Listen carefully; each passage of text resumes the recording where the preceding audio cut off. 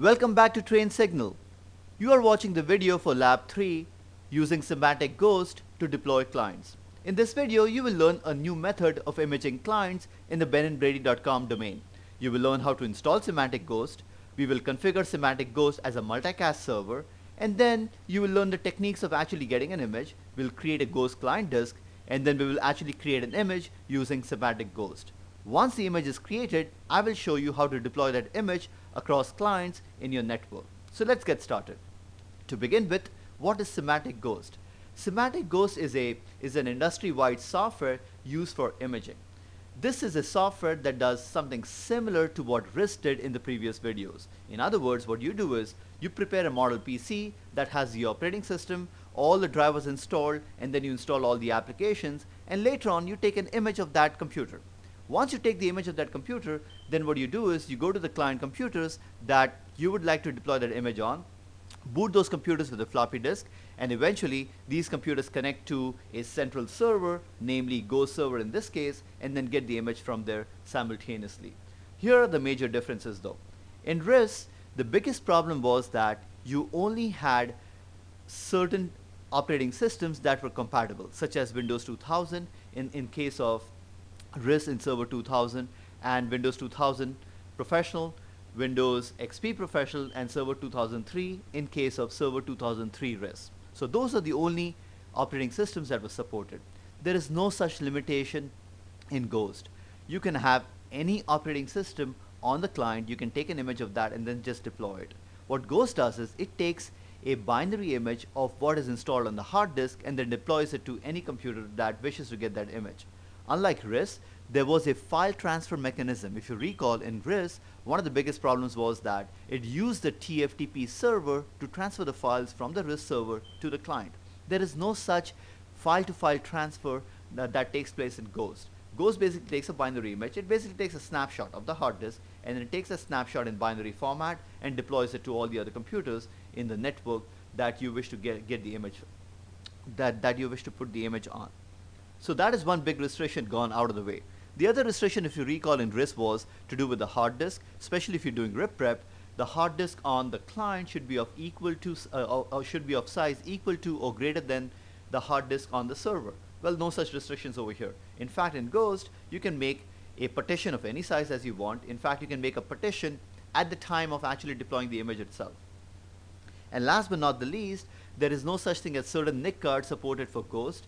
Ghost comes built in with drivers for a number of NIC cards, and if that NIC card that you're using is not listed in the Ghost server, well, you can add your NIC cards also to it. Okay, so it is a complete solution, industry standard, used extensively, and I've kept the best for the last. It takes about 10 to 15 minutes to deploy the image, unlike in RIS server where it took considerably longer, perhaps between 30 to 45 minutes. So let's get started with Ghost. Now, what are the steps that are needed to actually create a Ghost image? The first thing we need to do is to prepare a client machine. So in this case, what we're going to do is prepare a model PC, and luckily for us, especially if you've been following the labs as I'm doing them, in the last lab, we already have an operating system with the applications already deployed to it, so this part is ready. So let me show you that one more time. This is what the computer should look like after you do the last rip prep lab discussed in lab 2. So now you should have an operating system which is Windows 2000 Professional with Microsoft Office XP already installed on it, and then we also had a third-party software called Symantec PC Anywhere running so that I can access the screen and show it to you in on my recording studio. So we have our model PC prepared. Preparing a model PC basically means install the operating system, make sure all the drivers are running and installed properly, configure the operating system exactly the way you want, and then go ahead and install all the applications, and now you are ready to take a picture of that. Look at the word model. Just like in modeling in real life, what you want to do is make sure you spend enough time on the computer, make sure that every component of the computer is working fine, the applications are properly installed. Once that is done, you're ready to take an image. This is important because if there is an error in the image itself, or in other words, before you take the image, if there is a problem with the model PC, well, that problem will be duplicated to all the clients on which you have deployed this image. So once the PC is ready, then what we're going to do is take an image of that computer, and then later on we'll take that image and deploy it to clients. Now each of these involves several steps. The first step is done. All right, the model PC is ready from our previous labs. In the second step, and that's what we're going to do now, we're going to use Symantec Ghost to take an image of the model PC. Now, to do that, you need to install Symantec Ghost Server. The version that I'm going to use is Ghost Enterprise Server version 7. So let me take you to our domain controller DC1, and in there I have inserted the CD-ROM for Symantec Ghost. The version I'm using again is 7. So I'm going to start installing that software by clicking on NCD Start over here, and now it wants to know what I would like to do. I would like to install the Symantec Ghost Enterprise Server. This installation should take a few minutes. So we're going to install this server, and then while the installation takes place, I'll go through the steps that we need to take in order to prepare a client PC. By the way, if you're trying to download the Symantec Ghost from Symantec's website, make sure that you get the Symantec Enterprise Ghost version, because this is the version that lets you do a lot of things across the network. Ghost also sells a personal version that does not let you do everything that I'm going to show you. So I'm going to click on the next button over here in the installation wizard, click on next again, and it's letting me know that I should read a console guide, which is fine. And here we go. We would like to install the console and all the standard tools. This is what you would do only on the client side if needed, and this is only if you want to get the standard tools. So let's get everything, the entire console as well as the standard tools. Click on the next button over here, and then the serial number is optional. Actually, I'm going to click on OK. It needs something in the address field, so I'm going to put my email address.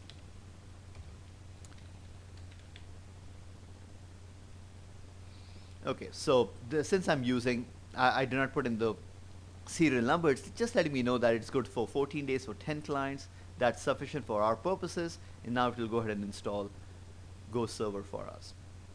Okay, it wants to know the password of the service client. I'm going to use the word capital P, SSWORD1. So I keep it consistent with some of the other things that I have on this computer, and then finally let's start installing. This will take a few minutes. And while this is happening, let me talk to you as to what we're going to do next. As soon as Ghost is done, what we need to do is we need to go back to a model PC, and everything is installed on it. But what we need to do is make sure that we shut it down by first running a step known as sysprep. Sysprep is also known as System Preparation Tool. This is what it does. What it's going to do is it's going to strip this computer, the model PC, of all its SIDs, or the security identifiers. What this means is that it will take all the personality or all the unique numbers that is assigned by the benandbrady.com domain out of this computer and then shut it down. This is important because what you want is your image to look exactly the same as you want your image to be exactly the same on all the client computers. However, at the same time, each client should have its own SID, so that when they log on and then log on to the network, they are uniquely identified by the benandbrady.com network. In other words, just like you cannot have two computers with the same computer name or the IP address, in a similar way, you cannot have two computers that have the same security identifiers, because the computer names and IP addresses are simply English characters for our convenience. What the domain does is, or what the Active Directory does is, identify each of these computers by its SID. So there is a step called sysprep that we need to run on the model PC, and that is the last thing you should run on that computer. In other words, after you've prepared the model PC and made sure all the applications and drivers are loaded okay, then the last thing you do is run sysprep, and then once you run sysprep, it's going to strip the computer of all the IDs and shut it down. After that, the computer should never be started. So please make a note of that, and we're going to do that very soon. Let's check the progress of Ghost over here. It says that I've successfully completed the installation. I'm going to click on the next button, registration. I'm going to finish this and then exit out of my Ghost software. So I'm going to close the screen for the CD, and you will see over here that I'm still on DC1, that Symantec Ghost has been installed right here for us. Let me do that again. There we go. And we're going to use the different programs over here. Okay. So now let's make sure that our model PC is ready and shut it down.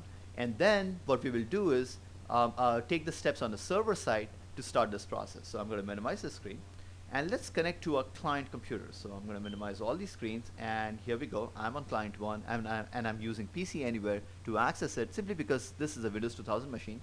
If you have Windows XP, you can use the remote desktop to access clients on this desktop. So there we go. Now what I need to do is the following. The program that I need to run is called sysprep. It is not installed by default on this computer. So what I've done is inserted the Windows 2000 Professional CD, and I'm going to open it. And in that CD is a folder called support. Okay, so you're looking at the Windows 2000 Professional CD. Let's go to the support folder. In there is a folder called tools, and in there is a cabinet file called deploy. So I'm going to double click on that, and here are the programs within that particular file. What I'm going to do is select all these files and then copy them. I'm going to say copy to folder. What I typically do is on the C drive I create a folder called tools. So let me do that. Create a new folder on the C drive. I'm going to call it tools, and then copy these files to that folder. So these files will now be copied to the folder tools on the C drive of the client. So let's check that out. My computer, C drive, and here's the tools folder, and here's the program that I need known as sysprep. So I'm going to double click on this program, and this will strip this computer of all its IDs and shut it down. So let's double click on it, and now here it's saying that it's for successful execution of this particular program, you need to make sure that you're running this, and then all the after this application runs, the computer will shut down, and that is okay by us. So I'm going to click on the OK button over here. Let this run. You'll see it run very quickly in the background, and it will shut down this computer. Actually, when this computer shuts down, we will also lose our client connection, which is fine because now the computer is shut down. I cannot access this client anymore. This is the model PC. The last step is to take an image of it. Okay, so let's wait for it to finish the process. Just want to make sure it shuts down properly so that I know that this model is good. After this shuts down, what we need to do is go on the Ghost server and then do a few steps to prepare it to take an image of this client computer. So let's give it a few minutes. And actually I'll be able to see it over here also. So what I'm going to do is proceed ahead to DC1. Okay, and then over here let's see what we have to do next in order to prepare the server to accept the image from the client. Remember, the image is going to come from the client to the server. So one of the ways of connecting the client to the server is by booting the computer with a floppy disk that I'm going to create in Ghost, and that floppy disk will start a computer, connect to Ghost, load the client, and take the image from the client computer and put it on Ghost. As you can see over here, I've lost the connection, which is good. That means my client has shut down successfully. So on DC1, let's go to Symantec Ghost, and in there the first thing we'll do is create a boot floppy disk, just like we did with RIS. So I'm going to click on the Ghost boot wizard. Now there are different types of floppy disks that I can create. The one that I'm interested in is the network boot floppy, because I'm going to use a process known as multicast, which I'll explain to you soon. You can also create a drive mapping floppy. What this does is connects to a server, and then it can map a drive to a share so that you can transfer the files from that server to the client, and then install the operating system from there. You can also have a floppy disk that connects to a CD or a USB device, so that if your image is on a third party, if your image is on an external device such as a CD-ROM or an external hard disk, you can connect to it and then copy the image from there. Okay, and this is the typical boot CD that has the CD drivers on it, and then there are other options also that you can use, but the one that I'm interested in this point is the network boot disk, because that's the one that's going to help me get the image off this computer and then eventually deploy it also. So let's click on the next button, and now it wants to know what kind of a floppy disk that I'm using. We are using the 3COM 3C905BTX, this one. So this is the compatible one. Let me show you that. My client computer is similar to the server over here. So let me show you again the floppy disk, the NIC card that we're using. It is the 3C905B compatible. Okay, so we need to pick up a similar NIC card over here. So here we go, 3C90X NDIS driver is fine.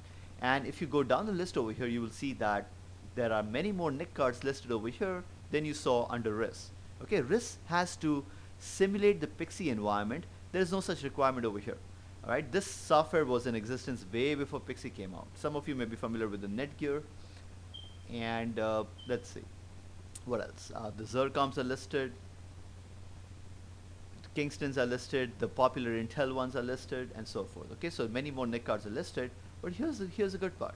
If the NIC card that you're using is not listed, okay, so if that NIC card is not listed, what you can do is click on the add button, and then the software that is provided by the NIC card manufacturer should give you what is known as the NDIS2 driver. Click on OK, find where the driver is. So you'll browse to it, find the driver, pick it up, and that will actually make an entry for your particular NIC card over here. So in other words, if you do not have the NIC card listed, just download the NDIS2, which is the DOS driver for that particular NIC card. Either the NIC card came with the CD-ROM that was included when you purchased the NIC card, or you can download that software from the manufacturer's website. But either ways, you can add additional drivers over here, whereas you could not do that in RIS. Okay, so here we're going to pick this up, click on the next button. I have my floppy disk inserted into this computer, and what it's saying is that it's going to copy the client software called ghost.exe from here onto the floppy disk, which is fine. I'm going to click on the next button, and now it's saying it's asking us whether or not we need a DHCP server, or you can actually assign an IP address right over here statically. Now here's another variation from RIS. In RIS, there was no choice but to use a DHCP server, which is fine. But what if you do not have a DHCP server in your network? Let's say that you just have one computer that's running Windows 2000 Professional or XP Professional or Server 2000, and you have another and you have the image on it, and you would like to get the image installed onto a new computer. All right, and let's say you're running Windows XP Professional or Windows 2000 Professional. That does not come with a DHCP server. So you could not take the image from there and transfer to the client, simply because there is no IP address that is being assigned to the client computer once it is booting up from the floppy disk. Well, you don't have to worry about it anymore. If there is no such thing, then what you do is you can assign the IP address statically over here, and then that IP address will be used. So once again, DHCP server is not required, but most networks do have a DHCP server, and so does ours. So we'll just let the DHCP server assign it an IP address, so that when the client boots up, automatically it will obtain the IP address from the DHCP server. So we'll leave it the way it is. The router hops is how many routers can it cross. The value over here is 10. I can increase the value, but again, we don't have to worry about it over here. So there we go. It's asking for a floppy disk, just one, and it's going to format it for us. I'm going to click on the next button, and then here it's going to start.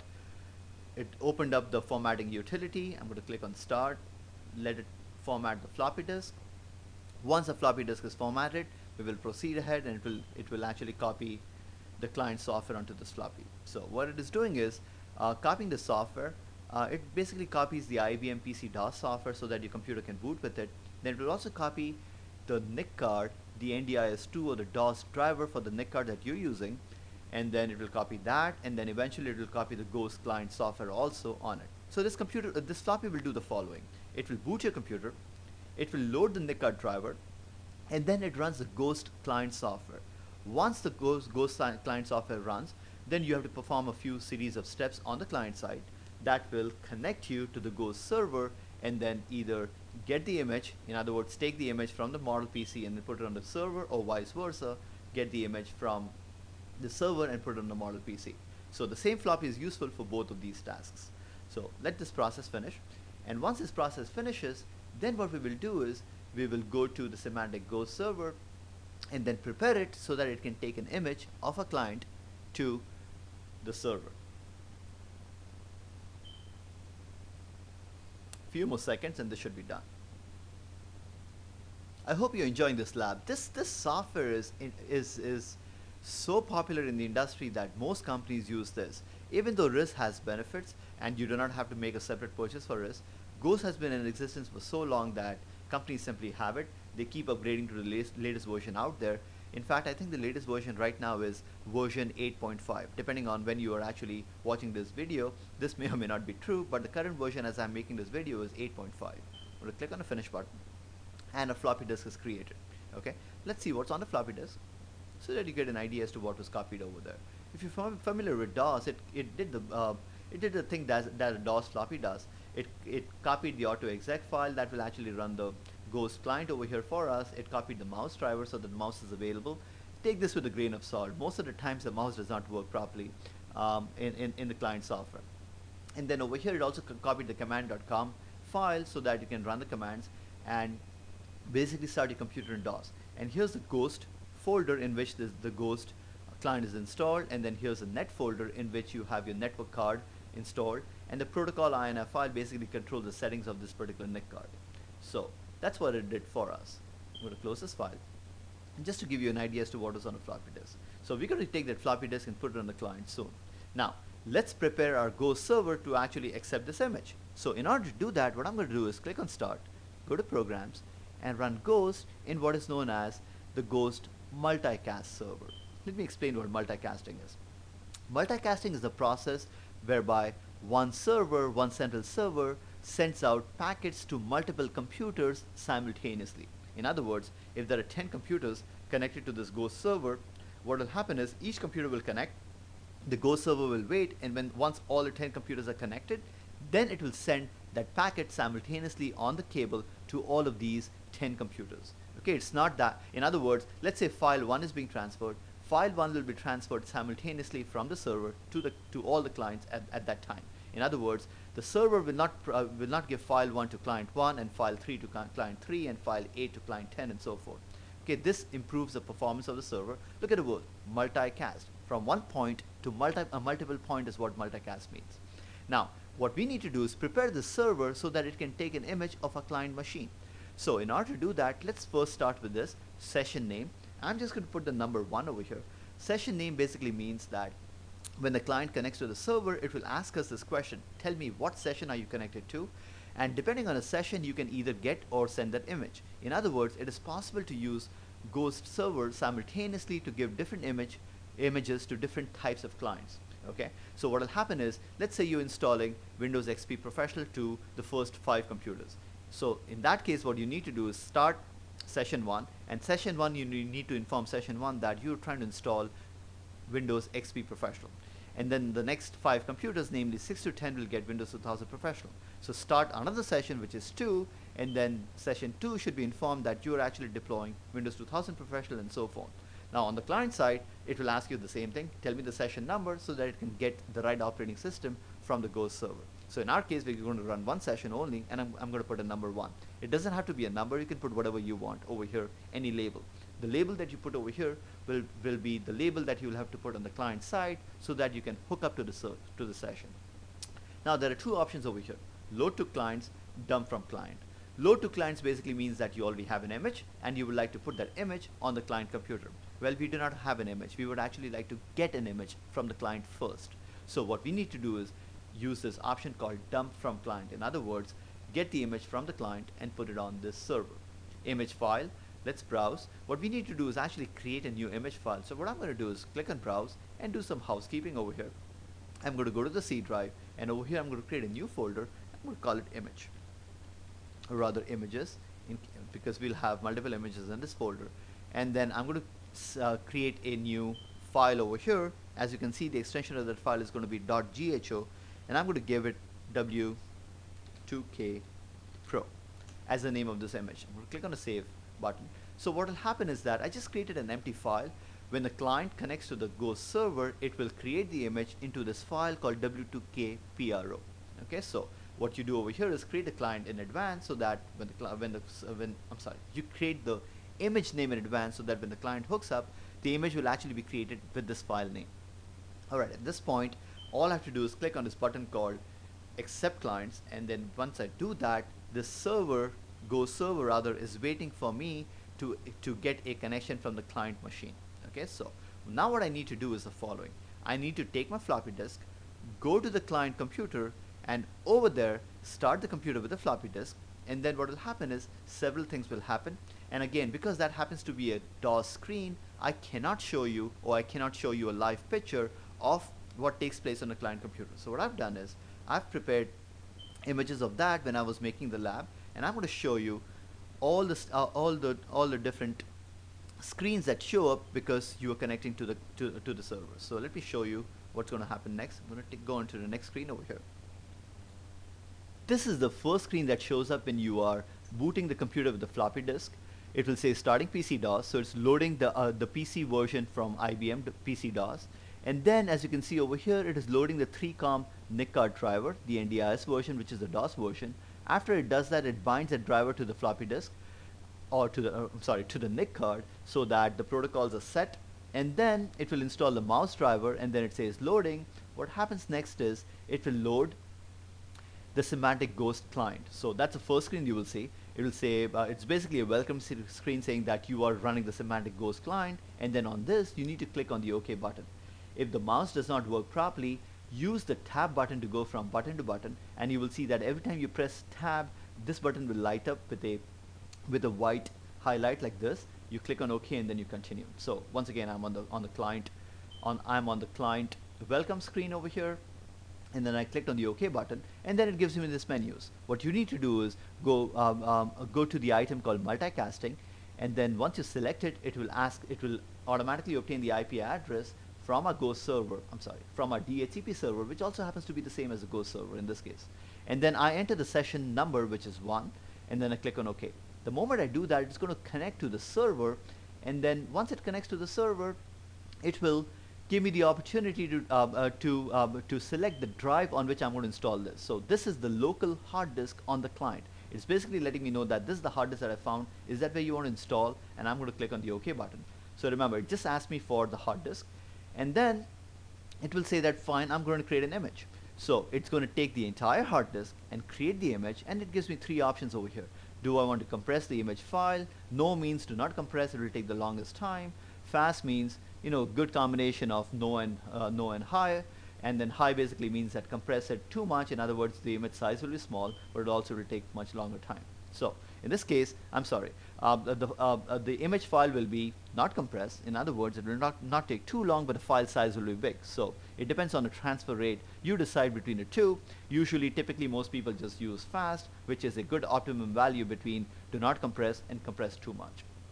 And then once that is done, what will happen is the image will be transferred from the client to the server. So as you can see over here, this is progress bar, and I can show you this on the server side also. Okay, so this progress bar will go from 0% to all the way to 100%, and you get a very good idea as to what value or how long will it take.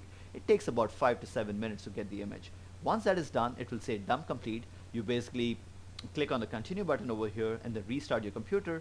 Make sure you remove the floppy disk, and when the computer restarts, the machine will come up again in Windows 2000 Professional. So that model PC will remain the way it was, and then you have successfully extracted an image of that computer onto the Ghost server, and then we'll use that image to actually deploy it to clients. Okay, so let me show you what I've done so far. While I was talking to you, I restarted the client computer. Now what I'm going to do is just pause the video just a little bit so that I can go to the Ghost screen and perform these steps, and then I'm going to show you on the server side after I'm connected what it looks like over there. So just give me one minute. I'm going to pause the video and then join you after I've just completed the steps that I've just shown you on the client screen.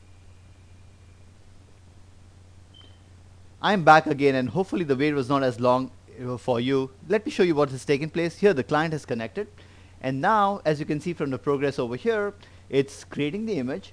And look at this, about 5 minutes and the image will be extracted from the client and put on the Ghost server. So that's all it takes, just 5 minutes.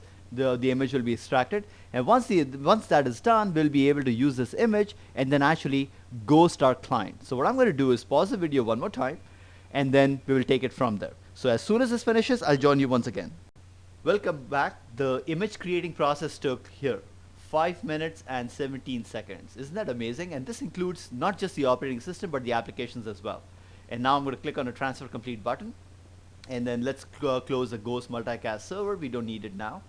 And now let's check out the image. So what we're going to do is go to the C drive of the domain controller, and then go to the images folder, and here's our image setting. Just to give you an idea how big it is, I'm going to right click on it, go to properties.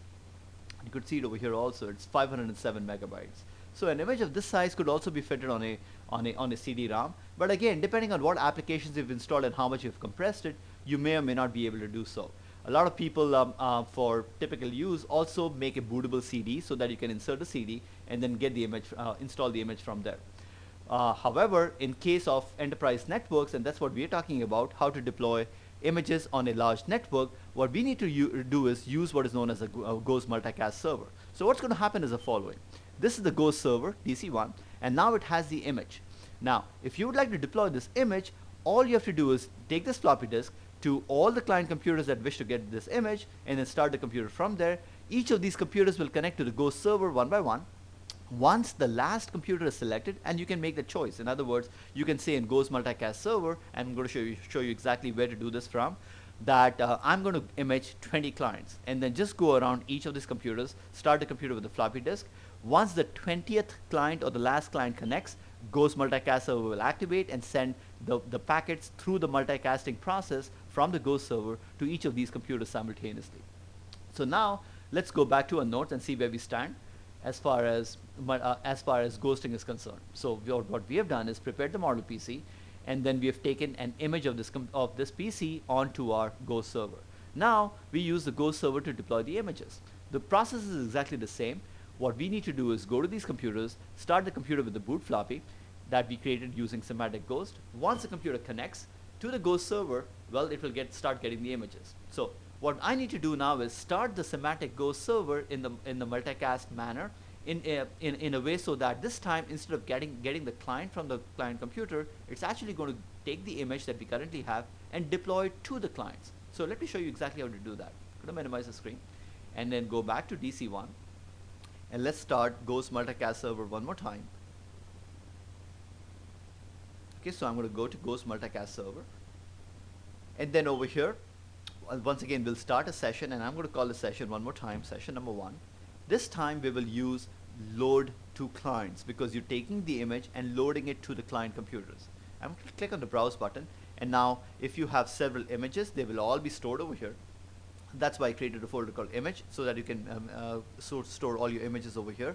Select the appropriate image. So for example, you may have one image for the marketing department that has certain operating system, let's say Windows XP Professional, with certain applications that they need. So select the appropriate image. In our case, we have just one image. I'm going to select this and click on open. So what I've instructed the Ghost server so far is that load this image to the client computers, and now I'm going to click on this called more options, and then over here I can put the following. I can activate or trigger the process at a certain time, or I can do it at a certain client count. In other words, I'm going to say when one client connects, in our case there's just one client. What I'm saying over here is that when this client connects, go ahead and actually deploy the image to that. So if you have 10 computers that you're imaging simultaneously, put a number 10 over here. When the 10th computer connects, what will happen is that all the computers will start getting the image at the same time. So I'm going to leave the value at 1, and over here I'm going to say start accepting clients. And there was one more setting over here, disk and partition. What I can do is format the entire disk, or I can put a certain partition also from one to the other. So in our case, we're going to take the whole disk and then give it to the client side. So it's ready to accept the clients. One more time, what I'm going to do is just bend over a little bit over here, and then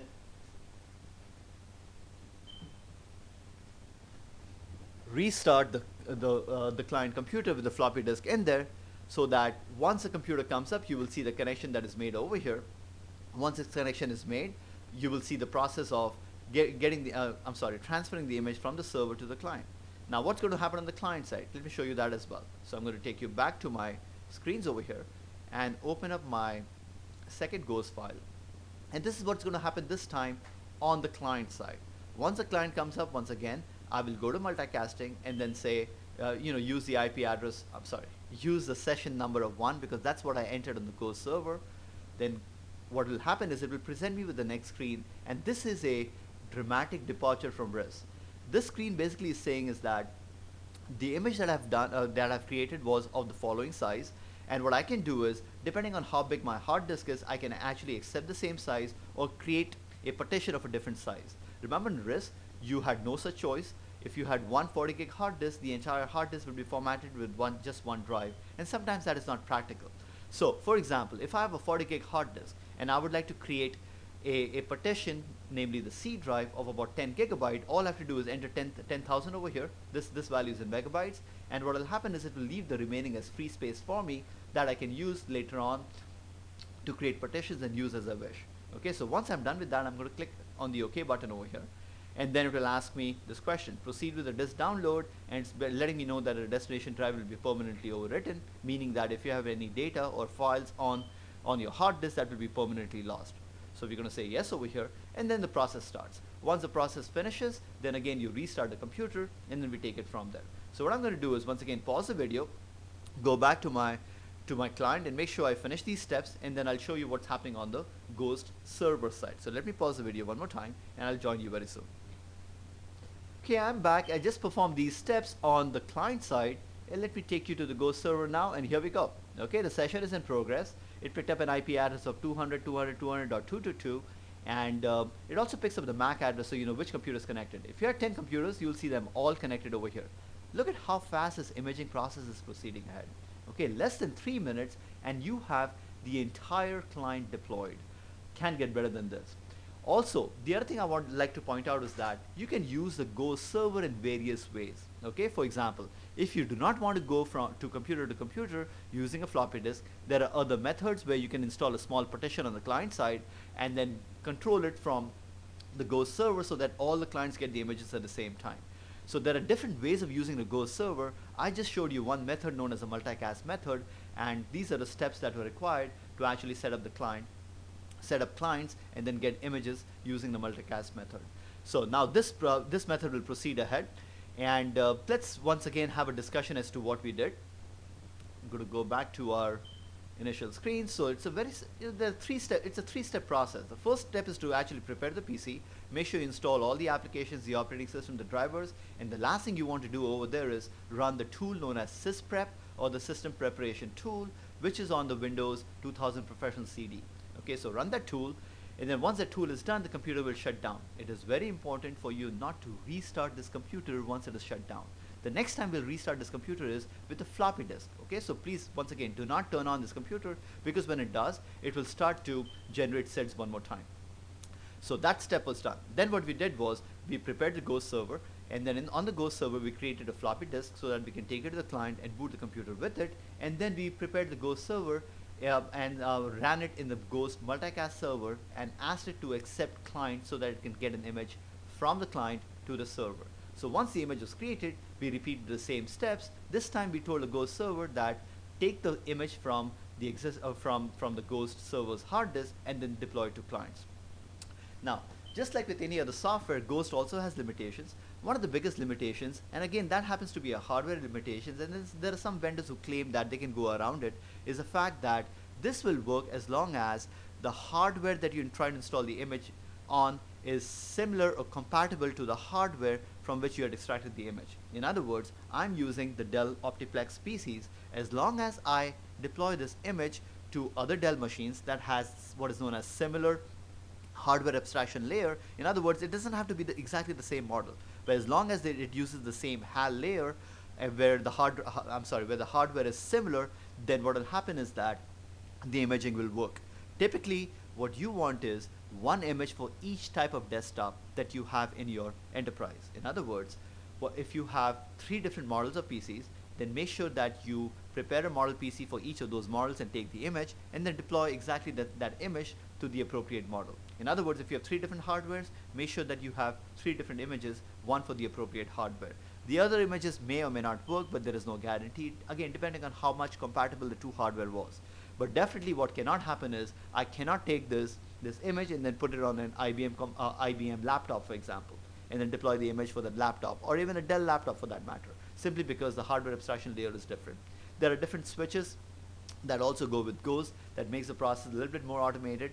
And what typically happens is that once the computer restarts, it will go through what is known as a mini set of wizard, which will ask you the common questions just like it did in RIS, basically asking you for your name, whether you want to do a typical installation, whether you would like to join a domain or install it as a work group, and so forth.